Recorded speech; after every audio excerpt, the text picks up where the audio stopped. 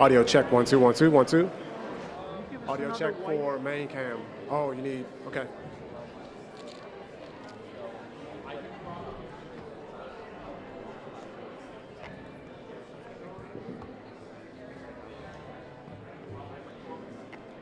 Audio check, main and cuts, main and cuts. Audio check. Yeah. Anyone need white balance? Here you are. Audio check, 1 2 1 2. Check 1 2, hey, hey.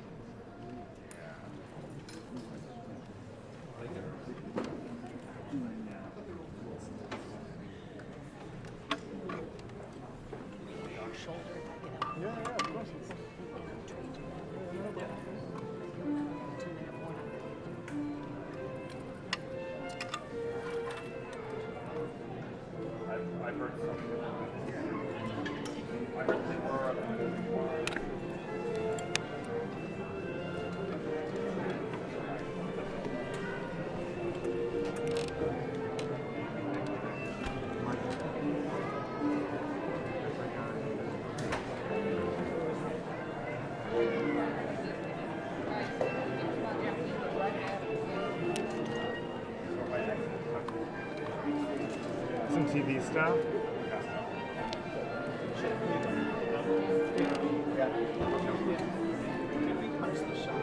I did. It's everything's going out. I remember we were talking about it. It's not punched. Everything's good. What? Oh, yeah. Yeah, those rules are I got out. to lock down wide right now. So we're set.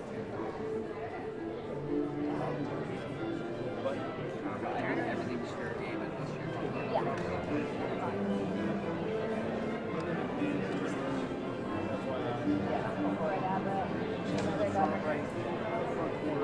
Yeah, I saw her.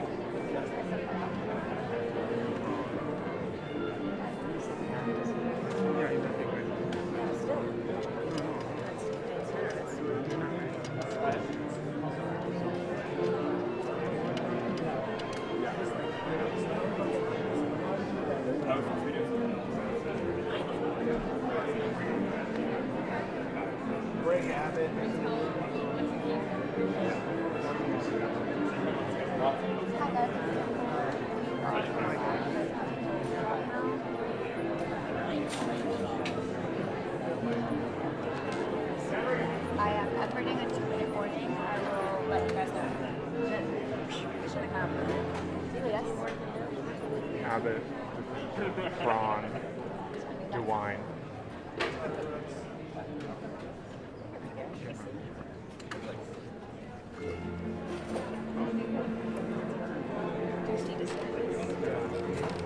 In the second row, third in. And Kim Reynolds is next to him.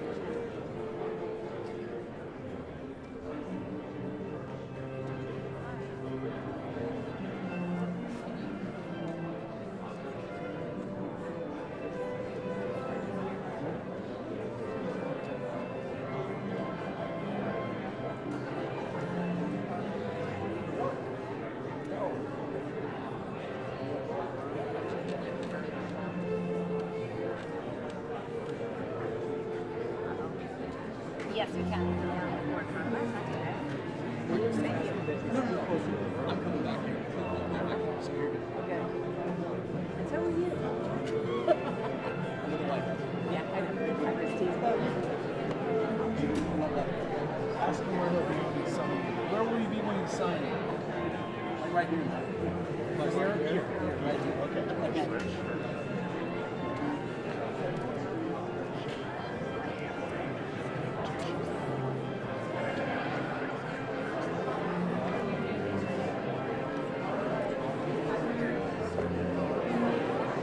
Are you doing ceramics? She's over there. She was already in here when we got in. It's just kind of weird. She was right over there.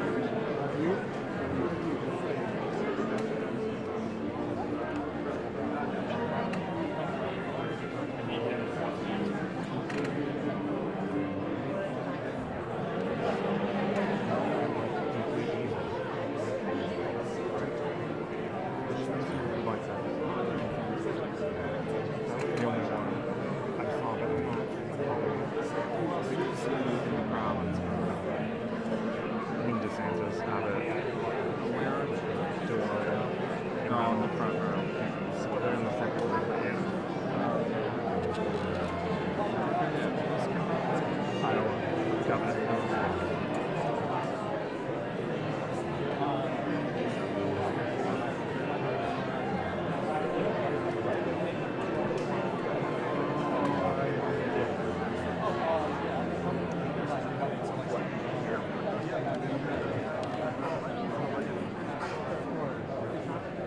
Two minutes, I'll wait. 2 minutes? Oh. 2 minute warning. He's got some alerts.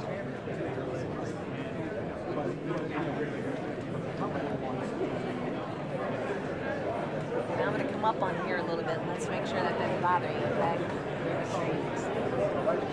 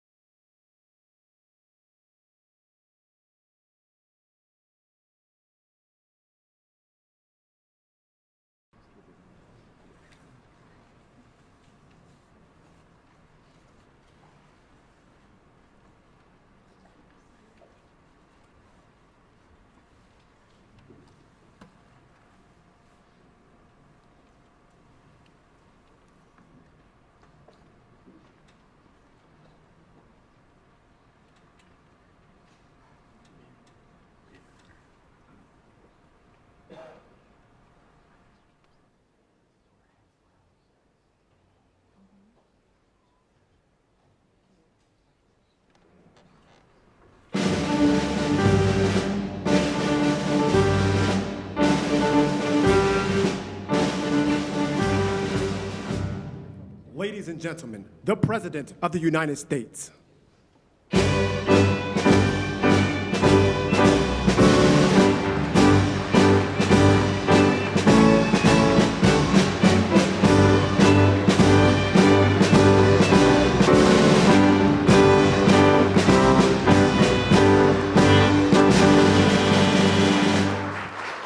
Well, thank you very much.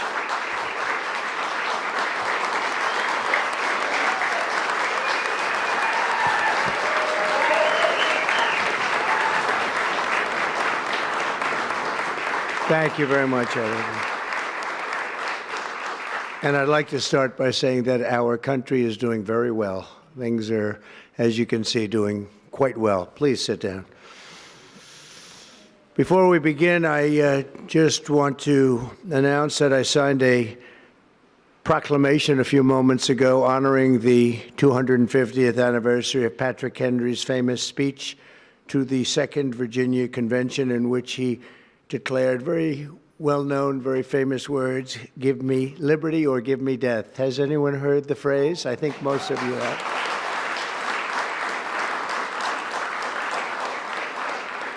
And moments ago, I also signed an executive order to dramatically increase production of critical minerals and rare earths. It's a big thing in this country, and as you know, we're also signing agreements in various locations to unlock rare earths and minerals and lots of other things all over the world, but in particular Ukraine. We're doing very well with regard to Ukraine and Russia.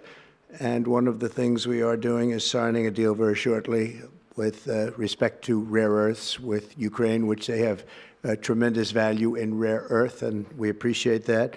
And we spoke yesterday with, as you know, President Putin and President Zelensky, and we would love to see that come to an end, and I think we're doing pretty well in that regard. So hopefully we could save thousands of people a week from dying. That's what it's all about. They're dying so unnecessarily, and I believe we'll get it done. We'll see what happens, but I believe we'll get it done.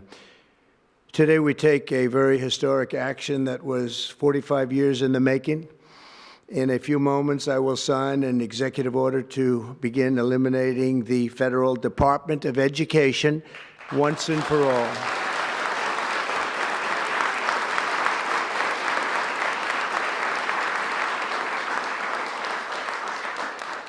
And it sounds strange, doesn't it? Department of Education, we're going to eliminate it. And everybody knows it's right. And the Democrats know it's right, and I hope they're going to be voting for it, because ultimately it may come before them. But everybody knows it's right, and we have to get our children educated. We're not doing well with the world of education in this country, and we haven't for a long time. And we're pleased to be joined today by the woman who I chose because she's an extraordinary person, and hopefully she will be our last Secretary of Education, Linda McMahon. Linda, thank you. Thank you very much. That's another interesting statement. It's an interesting opening, right? But it's true, and people, it's been amazing how popular this has been. I tell people that this is what I'm doing today, and they say, oh, it's about time. Everybody says it. Republicans and Democrats have said it. They're all saying it. Also with us are some terrific people. Governors Greg Abbott. Greg, thank you very much. Governor Ron DeSantis, thank you very much, Ron. Mike Braun, congratulations on your victory, Mike. That was a big one. Mike DeWine, thank you very much, Mike. Jeff Landry. Jeff, thank you very much, Jeff. Bill Lee, thank you. Governors, all governors. Brad Little. Brad, thank you very much. Where are you, Brad? Hi, Brad. Jim Pilan, thank you very much, Jim. And Kim Reynolds. These are all people very interested in education. And I even see Dan Patrick over there, my friend Dan Patrick. We're joined also by Representatives Tim Walberg and Virginia Fox. Rick Allen, Michael Rulli, and again, Dan Patrick. Thank you very much, Dan. You've been a great friend of ours. And State Attorneys General Ken Paxton. Ken, I see you there. Andrew Bailey. Andrew, what a job you've done, Andrew. You have some good cases going. You've done a great job. Thank you very much. And co-founder of Moms for Liberty, Tiffany Justice. She's been a hard worker. Thank you. Thank you, Dave. Thank you, Tiffany. When President Carter created the Federal Education Department in 1979, it was opposed by members of his own cabinet, as well as the American Federation of Teachers, the New York Times editorial board, and the famed Democrat Senator Daniel Patrick Moynihan. History has proven them right, absolutely right. After 45 years, the United States spends more money on education by far than any other country, and spends likewise by far more money per pupil than any country, and it's not even close. But yet, we rank near the bottom of the list in terms of success. It's an amazing stat. Those are two stats you don't want. The most money spent per pupil, and you're at the bottom of the list. And that's where we are, like it or not, and we've been there for a long time. 70% of 8th graders are not proficient in either reading or in math, 70%. 40% of 4th graders lack even basic reading skills, can't read. Students in our public elementary and middle schools score worse in reading today than when the department opened, by a lot. In Baltimore, 40% of the high schools have 0 students who can do basic mathematics. Not even the very simplest of mathematics. I said, give me your definition of basic, and they're talking about like adding a few numbers together.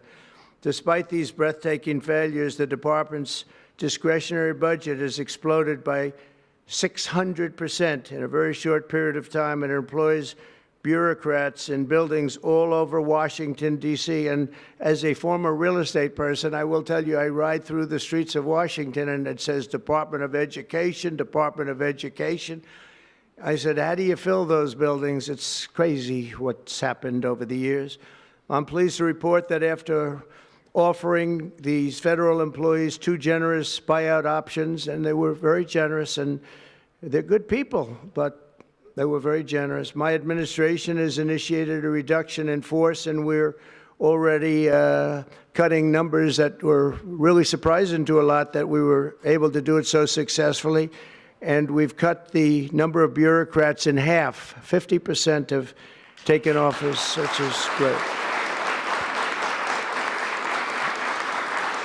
Thank you. Under the action I'm taking today, a small handful of Democrats and others that we have employed for a long time, and there are some Republicans, but not too many, I have to be honest with you.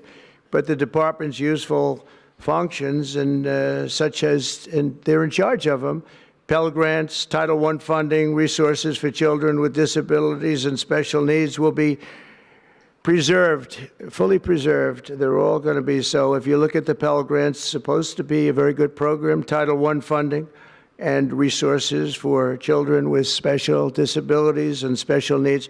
They're going to be preserved in full and redistributed to various other agencies and departments that will take very good care of them. And that's very important to Linda, I know, and it's very important to all of us.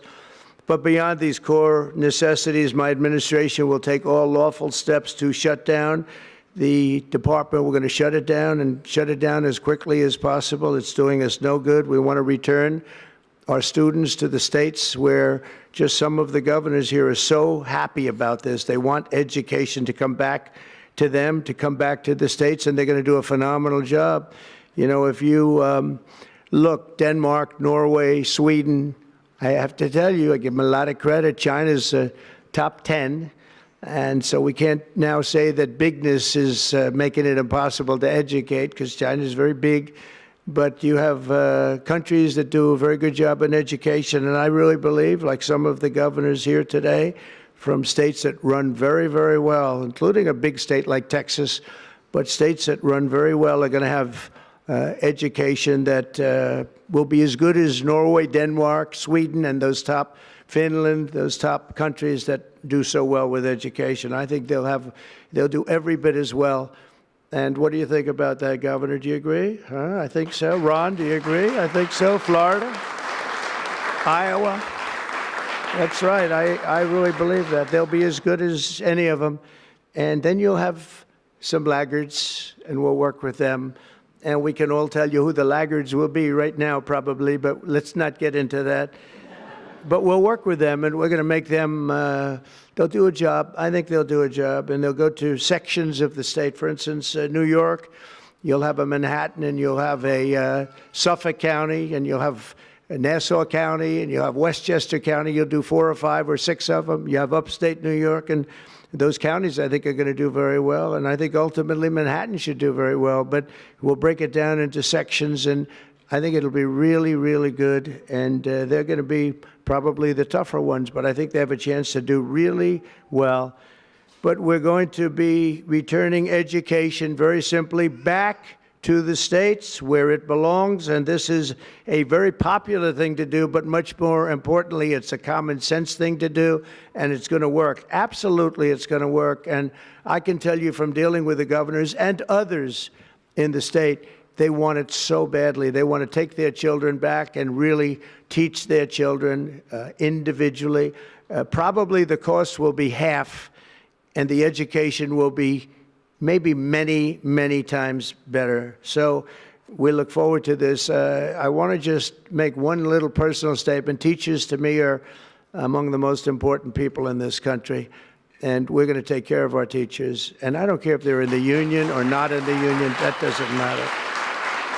But we're going to take care of our teachers, and I believe the states will take actually better care of them than they are taken care of right now. They'll work all sorts of systems and even merit systems. Those great teachers are going to be maybe a little bit better rewarded, or maybe that's the way it should be, but the states are going to make that decision. But we're going to love and cherish our teachers along with our children, and they're going to work with the parents, and they're going to work with everybody else, and it's going to be an amazing thing to watch, and it's really going to be something special. And Linda, you're presiding over something that's so important, and you're going to do a fantastic job, just like you have your whole life. I know your whole life I've been watching you. I've been watching you for a long time. She's had nothing but success. So it's tremendous to have you, and hopefully you won't be there too long, but we're going to find something else for you, Linda, okay? So this will conclude what we are talking about with respect to our most cherished group of people, and that's our children. We want to have our children well educated. We want them to love going to school. We have examples of it. Look at those beautiful, bright-eyed faces. They are so smart. They're so smart. And with that, I'm going to come down, and we're going to sign a very important document, and we're going to be on our way. People have wanted to do this for many, many years, for many, many decades. And I don't know, no president ever got around to doing it, but I'm getting around to doing it, so thank you very much.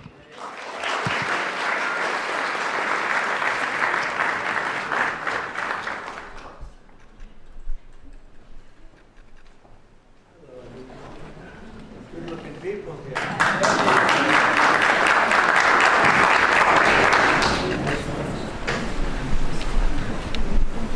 Should I do this? It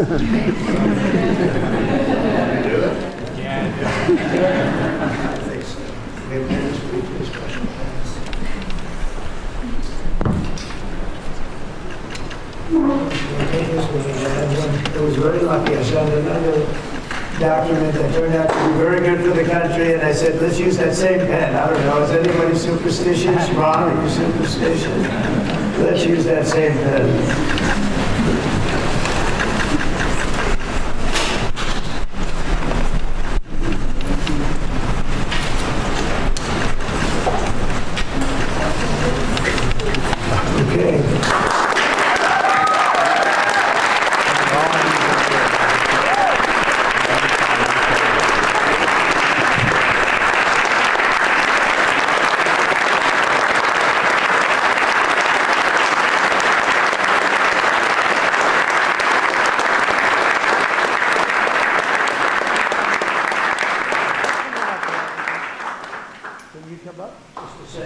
Very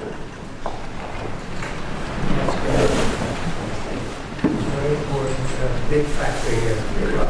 Good luck.